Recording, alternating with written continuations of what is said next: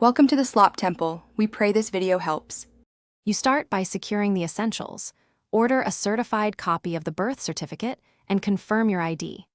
Once done, fill out the court's name change petition for correcting a mother's name. This is the form that begins the legal record change.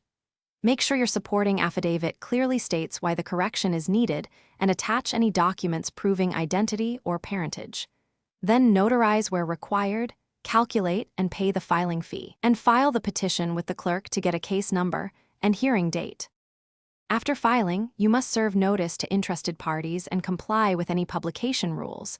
This prevents delays. Once served, collect proof of service, and if your jurisdiction requires it, run the legal notice in the designated publication or file a non-publication affidavit when eligible. Meanwhile, organize exhibits for the hearing. Hospital records, marriage certificates, affidavits from witnesses, and any paternity or DNA documentation that supports the correct maternal name. Being thorough here shortens the judge's review and speeds approval.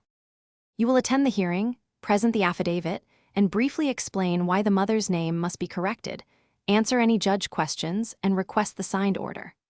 Once the judge signs, promptly get certified copies of that order from the clerk. These are what the Vital Records Office requires.